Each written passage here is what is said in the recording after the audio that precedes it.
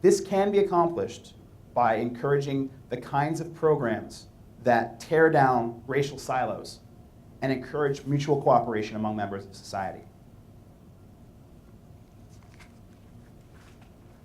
I want to introduce you to a classic study of in-group biases and how they propagate and how to tear them down.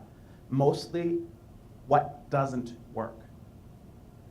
This is a study published by Sharif and colleagues in 1961. And just as a preamble, I want to state there's no possible way that anyone would get permission to reproduce this study today. So just be glad for the shaky ethics of the 1950s. A group of 22 boys were selected to go to summer camp.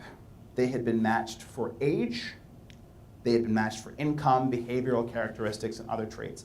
Once matched, they were randomly selected into two groups and then given some time to gel.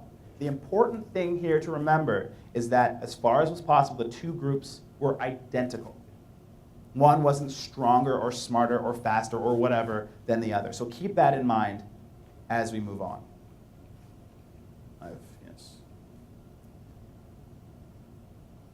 So the groups were introduced to each other at the camp, and pretty much immediately they began exhibiting out-group hostility. The swimming hole or the batting cage or the big rock became our swimming hole, our batting cage, our big rock, et cetera, et cetera. And it wasn't until the two groups met each other, incidentally, that they found it necessary to come up with team names. So the two groups started competing in games like tug of war and baseball and a variety of other things. Now, a level of animosity is revealed in the study that shocks me a bit.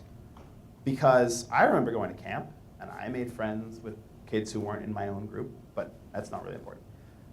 The rivalry escalated to a point where they were openly insulting and mocking each other, pulling all kinds of stunts, basically being a bunch of little assholes. At this point, a survey tool was administered to each boy, asking them to evaluate their group and the other group. As you'd expect, they thought their own group was smarter, faster, and generally better than the other one. An interesting side finding is that those group members that had the lowest status in the group held the strongest negative opinions of those in the other group. Now try not to read too much into the similarity between who's the most racist in our society, but it's an interesting avenue and an interesting coincidence. So now that the experimenters had created outright hatred between two groups of innocent boys, the 50s, it was time to try to make friends out of the groups. Now first, the experimenters thought, let's bring the groups together more often. Surely you've heard the idea that if you integrate schools, you'll reduce race-based hostility. And this does happen, but not simply because the kids learn to ignore the differences between each other. When the kids in the groups were encouraged to do things together, whether it be sports or dining or watching movies, the group affiliations and hostility persisted. Mere exposure is not enough to overcome in-group biases.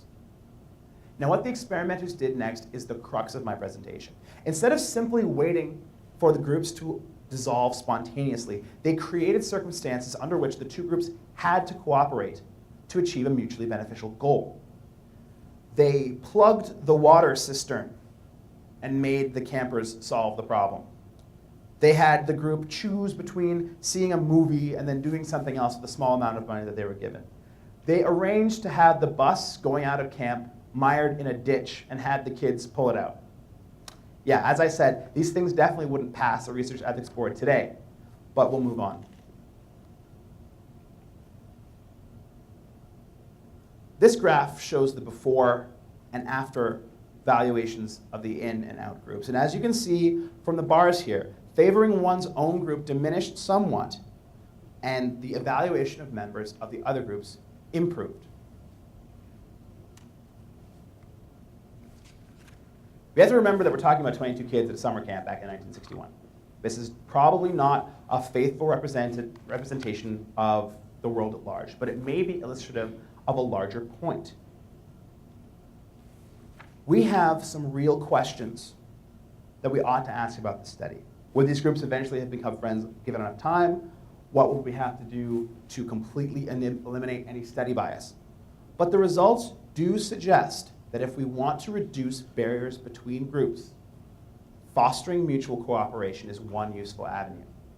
Considering that we've established that race is fairly arbitrarily determined, could we use this approach to remove the stigma of looking different without having to stick our fingers in our ears and pretend that differences don't exist or that they don't exert influence?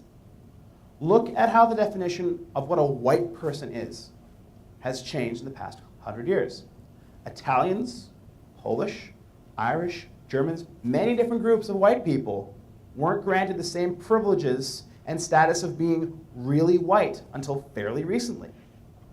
You can track the formation of outgroup biases by which countries are approved for immigration. The second most recent arrivals cling to the majority against the newcomers.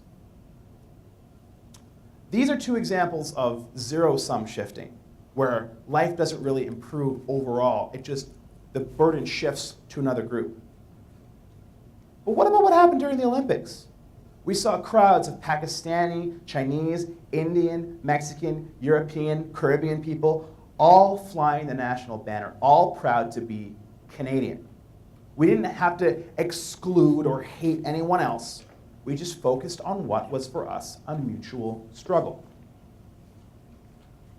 So in the brief time I have left, I'd like to explain why I think the skeptic movement and skeptical thought are uniquely well placed to address the issues around race and racism. First, skeptics live and breathe for scientific evidence. And if there was ever a discussion that needed to be informed by science, it's this one. Some of you may know Christopher DiCarlo. He's an ethicist who started a campaign to explore some of the implications of archaeological evidence that points to a common human origin in Africa. There's mounting genetic evidence to suggest that the differences observed between different racial groups are almost entirely cosmetic, and that there's no difference in terms of ability between the different groups. Now, it's hard to blame a minority group for being stupid or lazy once you realize that our political realities are the product of our environment, not our genetics. It's also important to examine the causes and effects of racial inequalities and to evaluate how well programs that are designed to reduce these inequalities, how well are they working? This kind of inquiry requires evidence-based reasoning and the scientific method. Next, skeptics are in a position to demand rationality in race-based discussion. When someone says X is true about group A, skeptics are already in the habit of asking the question, how do you know that? Since we know that racism is completely non-scientific, turning our skeptical gaze on this phenomenon will bring some comprehension into the mainstream. Finally, most skeptics are secular humanists, and the humanist principles of equality are best suited to the mutual benefit of all people, whether they're in the majority or the minority.